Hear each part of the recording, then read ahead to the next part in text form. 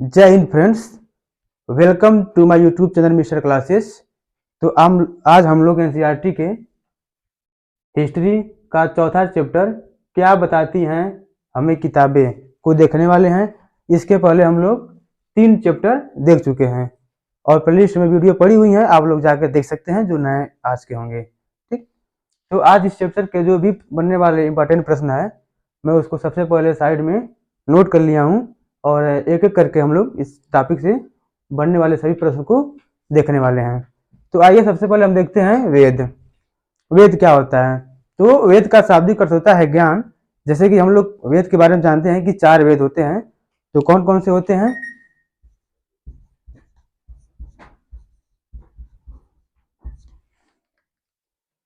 वेद होते हैं 4 प्रकार के। पहला ऋग्वेद,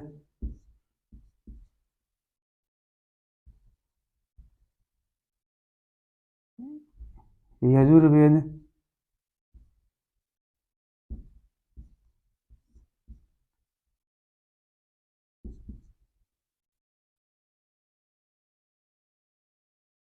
ऋग्वेद, यजुर्वेद, सामवेद और अर्थवेद।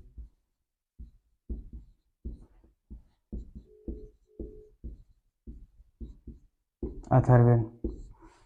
यह प्रश्न पूछ सकता है कि वेदों का क्रम क्या है। कई सारे एग्जामों में पूछ चुका है कि वेदों को क्रम से लगाइए।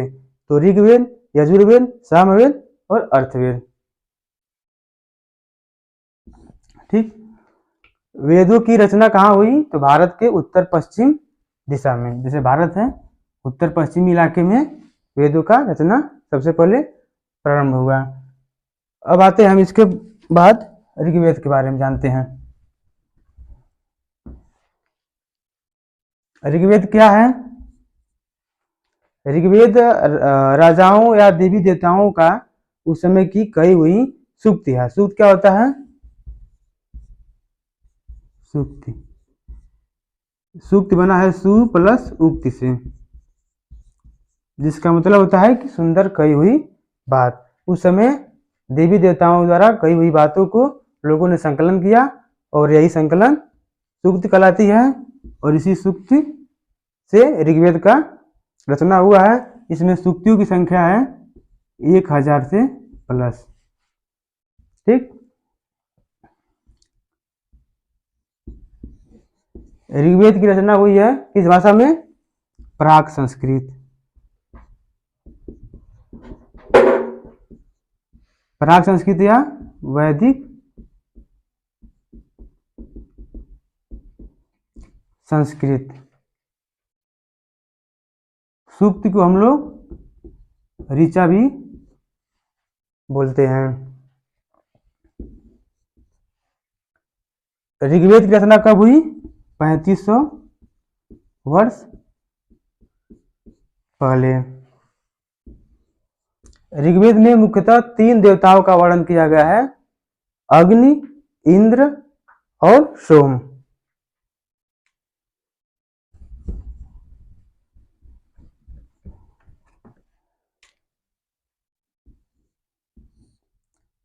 पहला अग्नि, दूसरा इंद्र, तीसरा सोम। यानी आग के देवता को हम लोग अग्नि कहते हैं, युद्ध के देवता को इंद्र, और सोम एक पेय पदार्थ वनस्पतिक पौधा था तो उसको हम सोम कहते हैं। ये थे आग के देवता, ये थे युद्ध के देवता और ये वनस्पति का। ठीक, ऋग्वेद की रचना किसने की? तो विश्वामित्र ने। विश्वामित्र रचना की है। ठीक, अब हम लोग आते हैं अगले टॉपिक पर, भाषा। तो जैसे कि हम बता चुके हैं कि ऋग्वेद की भाषा क्या थी? प्राक संस्कृत या वैदिक संस्कृत। तो भाषा के अंतर्गत कुछ और भाषा भी दिए गए हैं इस एनसीईआरटी 6 में, चौथे टॉपिक में। तो भारत के बारे में हम उन भाषाओं को जान लेते हैं।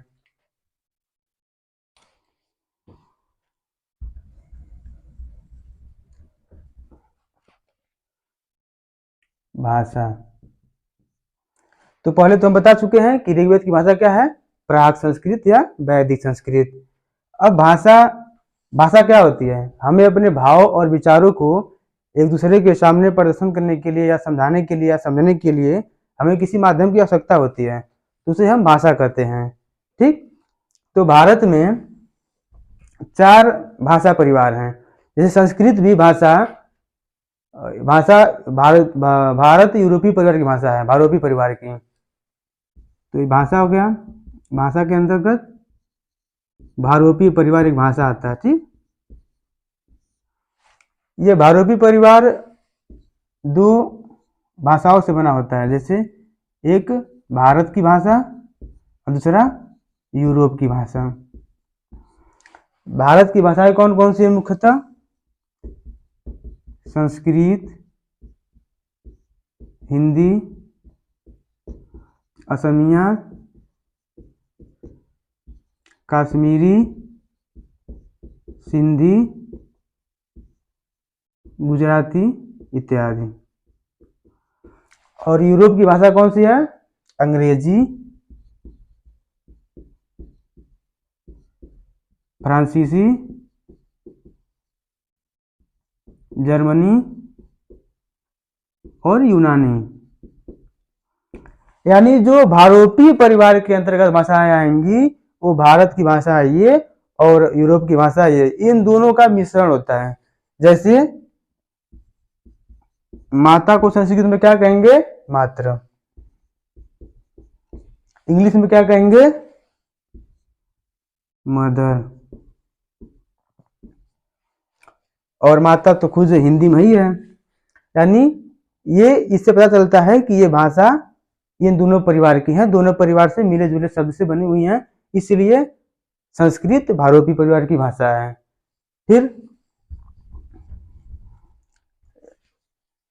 एक और भाषा परिवार है तिब्बत बर्मा परिवार। ये परिवार भारत के पूर्वी राज्य जैसे अरुणाचल प्रदेश, मणिपुर, मिजोरम, नागालैंड, त्रिपुरा, केवल असम को छोड़कर, और उसके अगल बगल 2 देश हैं बर्मा, म्यांमार, इन सब देश के भाषाओं से मिली जुली होने के नाते इसे हम तिब्बत बर्मा परिवार कहते हैं। ये कहा कि भाषा है भारत के पूर्वोत्तर राज्यों की, पूर्वोत्तर राज्यों की। अब आता है तीसरा क्या है, ऑस्ट्रो एशियाटिक। ऑस्ट्रो एशियाटिक में भारत के मध्य राज्य जैसे मध्य प्रदेश, झारखंड, छत्तीसगढ़ के आदि क्षेत्रों में जो भाषा बोली जाती है उससे हम लोग क्या कहते हैं, ऑस्ट्रो एशियाटिक। हाँ, कहाँ, एमपी, छत्तीसगढ़ और झारखंड। चौथा भाषा परिवार है द्रविड़ भाषा परिवार। कौन सा, द्रविड़ भाषा परिवार। तो द्रविड़ भाषा परिवार जैसे नाम से ही प्रतीत हो रहा है कि द्रविड़ मतलब कि दक्षिणी भाग, यानी भारत के दक्षिणी भाग में जो देश हैं जैसे केरला, तमिलनाडु, आंध्र प्रदेश, इन सब राज्यों में जो भाषा बोली जाती है उसे द्रविड़ भाषा कहते हैं। जैसे भाषा कौन कौन सी हो सकती हैं, तमिल, तेलुगु, मलयालम और कन्नड़। ठीक, तो भाषा क्या होता है कि हम अपने भाव और विचारों को एक दूसरे के सामने व्यक्त करने के लिए हमें जिस माध्यम की आवश्यकता होती है उसे हम भाषा कहते हैं।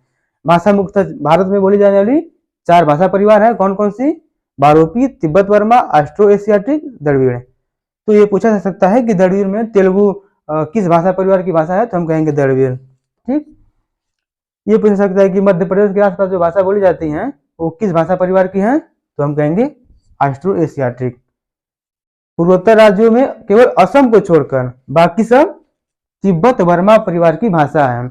अपवाद स्वरूप एक असमिया भाषा है। ये एग्जाम में पूछ सकता है और यहाँ पर गलती अधिक हो सकती है, क्योंकि सब लोग याद कर लेंगे पूर्वोत्तर राज्य की सभी भाषा। तो पूर्वोत्तर राज्य में असम भी आता है, लेकिन असमिया भाषा भारोपी परिवार की भाषा है। ठीक,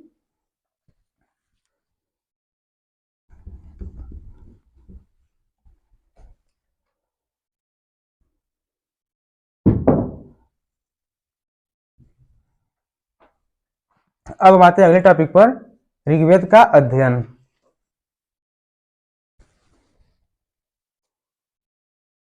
ऋग्वेद का अध्ययन।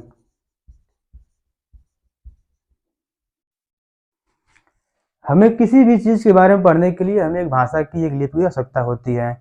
तो ऋग्वेद का अध्ययन कैसे हुआ? ऋग्वेद की रचना 3500 साल पहले हुई। उस समय कुछ लिखित साक्ष्य, पांडुलिपि, पुरातत्विक स्रोत के माध्यम से इतिहासकारों ने कुछ पढ़ा है। ऋग्वेद की एक ये 3500 साल पहले लिखे गए संस्कृत भाषा में, प्राक संस्कृत में। उस समय की लिखी हुई एक पांडुलिपि मिलती है, एक पेज की। वो भारत के महाराष्ट्र के पुणे जिला में एक लाइब्रेरी में रखी गई है। वो किस पर लिखी गई थी? भुर्ज की छाल पर। भुर्ज क्या है? कश्मीर के आसपास के क्षेत्रों, जैसे हिमालयी क्षेत्र में पाया जाने वाला एक भोज नाम का पेड़ है, उस भोज नाम के पेड़ की छाल पर लिखे जाते थे। कहाँ? कश्मीर में पाए जाते थे।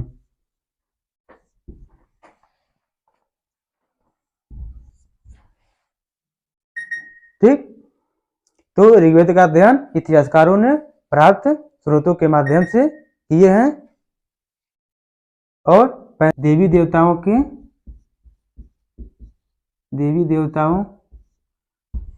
का वार्तालाप है। कुछ जैसे विश्वामित्र और कुछ नदियों के बीच, विश्वामित्र और नदी, कौन सी नदी? ब्यास और सतलज। ब्यास और सतलज नदियों का कुछ वार्तालाप भी मिलता है। तो कुछ साक्ष्य यहाँ से मिलते हैं, जिसके माध्यम से इतिहासकारों ने ऋग्वेद के अध्ययन करने में आसानी हुई। तो विश्वामित्र और व्यास नदी का एक वार्तालाप मिलता है कि विश्वामित्र कहीं से आ रहे होते हैं अपने रथ के माध्यम से, तो वे नदियों से प्रार्थना करते हैं कि वे अपने जलस्तर को विश्वामित्र के जो रथ थे, रथ के धुरी के नीचे ही बनाए रखें और वे आसानी से पार कर लें। तो वो नदियां मान जाती हैं और अपने जलस्तर को नीचा कर लेती हैं और विश्वामित्र नदी को पार कर जाते हैं। तो उस समय कुछ नदियों की व्याख्या की गई है, जैसे गाय और घोड़े से। नदियों को गाय और घोड़े से संबोधित करते हैं विश्वामित्र। घोड़े का मतलब ये होता है कि नदी के गति से, नदी के गति से। और गाय का अर्थ होता है कि सफेद कलर की पानी जो होता है नदी का, तो सफेद मतलब रंग के हिसाब से उनको नदियां, जैसे कि गाय अपने बछड़े से प्यार करती है, उस हिसाब से नदी का पानी पत्थरों से टकराते हुए एक प्यार के रूप में, रंग की बात में वर्णन किया गया है। तो यह पूछ सकता है कि ऋग्वेद में किन दो नदियों को देवी के समान व्याख्या किया गया है? तो कौन सी? ब्यास और सतलज। और नदियों की तुलना किससे की गई है, नदियों का व्याख्या किससे किया गया है? तो आप कह सकते हैं गाय और घोड़ों से। यहाँ गंगा और यमुना नदी का भी उल्लेख है, लेकिन केवल एक बार। यानी पूरे ऋग्वेद में गंगा और यमुना नदी का उल्लेख हुआ है केवल एक बार। और सबसे अधिक बार किस नदी का उल्लेख हुआ है? सर्वाधिक बार सिंधु नदी का, लगभग 25, लगभग क्या कंफर्म 25 है। यानी ब्यास और सतलज को देवियों के समान, गंगा यमुना को केवल एक बार, सर्वाधिक बार सिंधु को 25 बार वर्णन मिलता है। अब आते हैं हम अगले टॉपिक पर।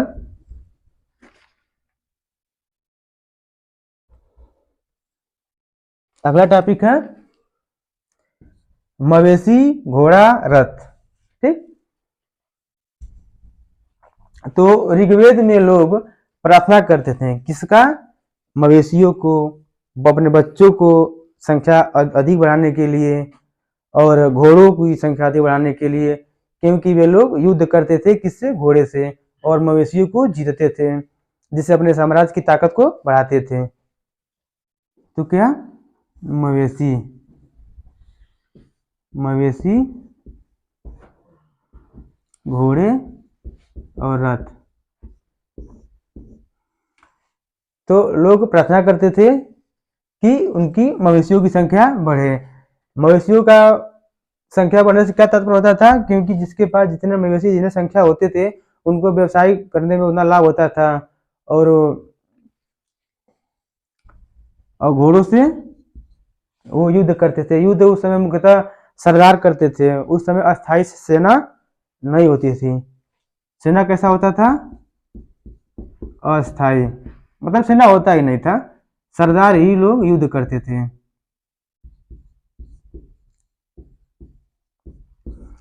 युद्ध में जीते गए जो भी धन थे, उस समय धन मुख्यतः मवेशियों पर ही निर्भर थे, घोड़ों पर और रथों पर। तो मवेशियों को लोग जीतते थे, और जो भी धन जीतते थे, उन धनों में लोग कुछ धन को सरदार में बांटते थे। किसमें? यानी जो धन प्राप्त होता था उसमें कुछ धन सरदार को, कुछ धन पुरोहितों को, कुछ धन यज्ञ के लिए लोग रखते थे, और कुछ को वे अब आम जनता में बांट देते थे। आम जनता में बांटते थे। उस समय लोग यज्ञ करते थे। यज्ञ मुख्यतः ब्राह्मण ही लोग करते थे, पुरोहित। तो यज्ञ में वे लोग आहुति देते थे। क्या देते थे? आहुति। आहुति मतलब बलिदान। ये मुख्यतः 3 चीजों का बलिदान देते थे। किसका?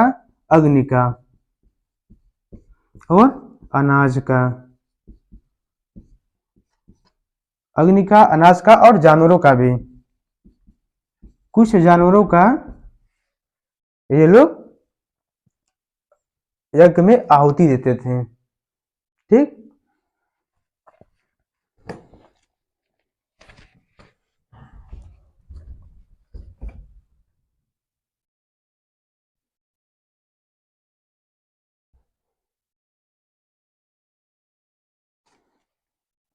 फिर आता है अगला टॉपिक शब्द पर।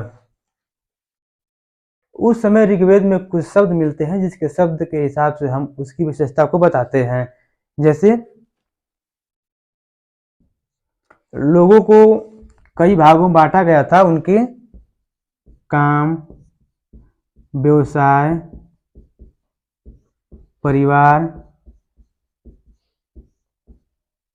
सभ्यता और संस्कृति,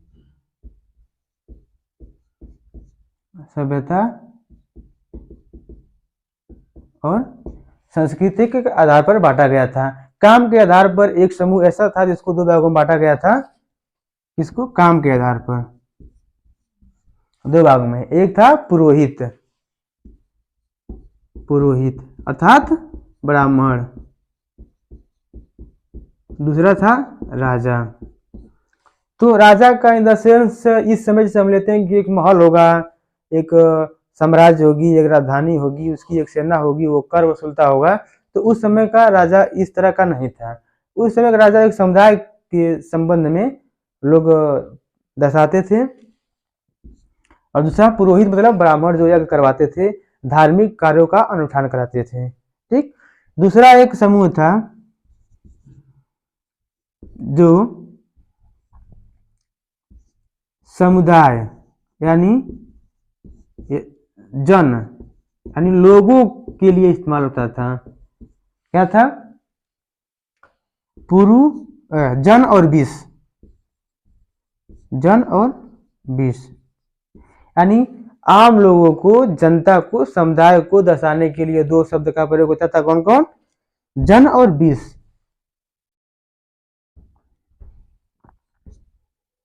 जन का अर्थ होता है कि आम जनता। जैसे कुछ शब्द मिलते हैं पुरुजन।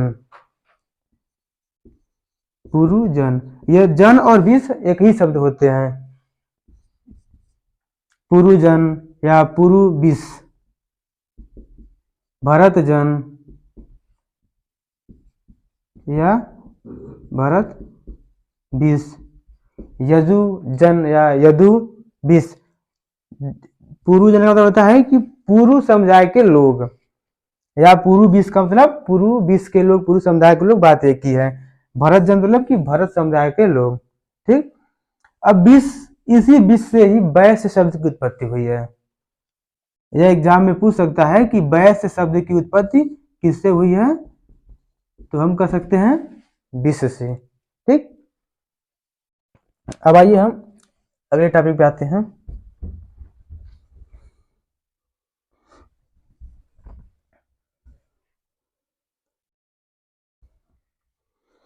अच्छा, एक शब्द आता है आर्य। शब्द में ही आते हैं आर्य। आर्य किसे कहते थे? और एक शब्द आता है दस्यु। तो आर्य किसे कहते हैं? जो लोग ऋग्वेद में प्रार्थना की रचना करते थे उसे हम आर्य कहते थे, यानी प्रार्थना को रचने वाले को आर्य कहते थे। यानी प्रार्थना की रचना करने वाले। आर्य मुख्यतः जो प्रार्थना की रचना करते थे मुख्यतः पुरुष होते थे। कुछ कुछ महिलाएं भी होती थी, लेकिन मुख्यतः ये पुरुषों द्वारा रचा जाता था। और इनके शिष्य इनके बातों को सुनकर सस्वर कंठस्थ करते थे, क्योंकि कागज वगैरह उस समय नहीं थे, तो सुनकर ही वेदों का संकलन किया गया है। ठीक। आर्य के जो विरोधी थे, जो आर्य की बातों को नहीं मानते थे, उन्हें हम दस्यु कहते थे। दस्यु का मतलब होता है गुलाम। यानी किसी युद्ध में जो लोग हार जाते थे उनको बंदी बनाकर गुलाम बनाया जाता था। गुलाम किसी उस समय राजा का ताकत होता था, जिसके पास जितना गुलाम उसकी ताकत उतना अधिक सामर्थ्यवान होती थी। ये गुलामों को यज्ञ करने का अधिकार नहीं था। किसका? यज्ञ करने का अधिकार नहीं था। कोई धार्मिक अनुष्ठान करने का अधिकार नहीं था। अब आते हैं अगले टॉपिक पर, महापाषाणिक कब्र। महापाषाणिक कब्र। महापाषाणिक कल को हम कब्र को शिलाखंड कब्र कहते हैं, क्योंकि बड़े बड़े पत्थर के माध्यम से, बड़े बड़े पत्थर के साथ मुर्दों को पत्थर से ढककर उस समय कब्रों में रखा जाता था। यह महाकब्रों की खोज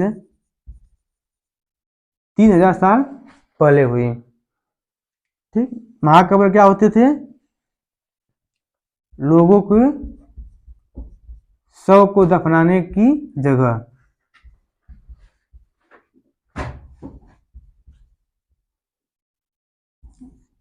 इसमें एक ये महाकब्र जो होते थे कुछ जमीन के अंदर और कुछ जमीन के ऊपर भी होते थे, लेकिन मुख्यतः जो जमीन के अंदर होते थे उसमें गड्ढे बनाकर और उसमें ऊपर से महाशिलाखंड यानी पत्थर से ढक देते थे, और ढकने के बाद जो मृत शरीर था उसको एक बक्से में रखते थे, जिसको क्या कहते थे? ताबूत सावधान, जिसको इंग्लिश में हम कहा जाता है सिस्ट। मृत शरीर को इस बक्से में लोग रख देते थे, और उसके बाद महापाषाणिक जो कब्र होते थे, बड़े बड़े कब्र ऊंचे और लंबे आकार के होते थे, उनमें पोर्ट होल के माध्यम से कब्रों को पोर्ट होल के माध्यम से ताबूत यानी शिष्ट को अंदर ले जाकर लोग दफनाते थे। कुछ कुछ जगह पर एक ही कब्र में कई सारे शरीर को दफनाया जाता था। तो उनका मानना यह था कि एक परिवार के लोग को एक अलग तरह के खास शिष्ट यानी ताबूत होता था, उसी के माध्यम से एक ही कब्र में दफनाया जाता था। इस काल में, इस महाकब्र में कब्रों की असमानता थी। असमानता इन द सेंस मतलब यह है कि जो अमीर लोग होते थे उनकी कुछ कब्र मिले हैं, जो गरीब मिल रहते थे उनके कुछ कब्र मिले हैं। तो वे लोग, उनके जो कीमती सामान थे, जैसे कोई राजा मरने के बाद उनके जो कीमती सामान होते थे, जैसे सोने के मनके, मिट्टी, बर्तन, कुल्हाड़ी, कुछ जगह कुल्हाड़ी मिला है, कुछ जगह लोहे के साक्ष्य मिले हैं, उन लोगों के साथ दफना देते थे। जो उनके सामान होते थे वे लोग अपने पास सामान रखना नहीं चाहते थे, तो इसलिए उनके सामान को दफना देते थे। जो गरीबों के कब्र मिले हैं उसमें लोग सामान्यतः मिट्टी के बर्तन के साथ दफनाते थे। गरीबों में क्या, मिट्टी के बर्तन। एक मिट्टी का बर्तन आता है ब्लैक रेड वायर करके नाम आता है, उसका मतलब होता है कि लाल काली मिट्टी से बने हुए बर्तन, यानी कब्र में ब्लैक रेड वायर। यह लाल मिट्टी के, लाल और काली मिट्टी कौन कौन से,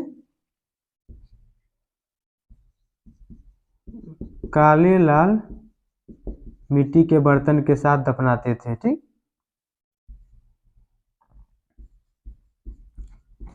इसमें एक अमीर वर्ग का सरदारों का एक कब्र मिला है ब्रह्मगिरी। ब्रह्मगिरी कहाँ है, तमिलनाडु में है। तो ब्रह्मगिरी में 33 सोने के मनके और एक शंख के साथ एक कब्र का साक्ष्य मिला है। यह एग्जाम में पूछ सकता है, यह काफी इंपॉर्टेंट है कि किस जगह के महापाषाणिक कब्र में 33 सोने के मनके व एक शंख मिला है। कहाँ, ब्रह्मगिरी। यह ब्रह्मगिरी कहाँ है, तमिलनाडु में है। तो यहाँ पर 33 सोने के मनके और एक शंख। मनका क्या होता है, माला। ठीक, 33 सोने के मनके और एक शंख। कहीं कहीं ऐसा भी शास्त्र मिलता है कि ये लोग एक कमरे में, जहाँ की 5 नहीं, वो तो इमाम का नहीं, ये नहीं सही है। ठीक, अब हम आते हैं अगला टॉपिक, इमाम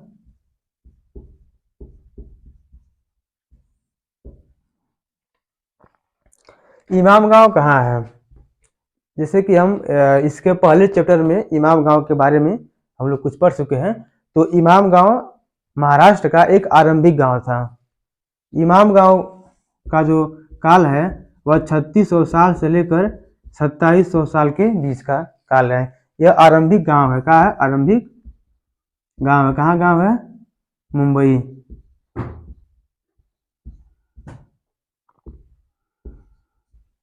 इमाम गांव में एक साक्ष्य मिला है कि घर के कमरे के अंदर, एक बड़े से घर होता है जिसमें 5 कमरे होते हैं, उस घर में एक शव को दफनाया गया है जिसका सिर उत्तर की तरफ था, और इस शव को एक संदूक के बक्से में रखा गया था, संदूक में, जिसकी 4 पावदान थे, पाए थे, यानी संदूक में 4 पांव वाले संदूक में। ठीक, कब्र में स्त्री और पुरुष दोनों को दफनाया जाता था, स्त्री और पुरुष को। लेकिन स्त्री और पुरुष का पहचान कैसे लोग करते थे, तो स्त्री और पुरुष का पहचान करने के लिए जो कब्र मिलते थे उसमें वे लोग कटि प्रदेश का अध्ययन करते थे। कटि प्रदेश मतलब कुल्ले, ये कमर के नीचे का भाग जो कुल्ला होता था उसके। तो सामान्यतः स्त्रियों का कुल्ला पुरुषों की अपेक्षा बड़ा होता है, तो इस आधार पर वे लोग डिफाइन करते थे कि यह जो कब्र मिला है इसमें यह स्त्री का है या पुरुष का है, इस आधार पे वे लोग करते थे। ठीक, अब इसमें और कुछ मिले हैं, जैसे चरक। चरक क्या थे, एक शल्य चिकित्सक थे, तो इनकी चरक संहिता मिली है। ठीक, यह 2000 साल पहले की रचना है। कब की, 2000 साल पहले की रचना है। ठीक,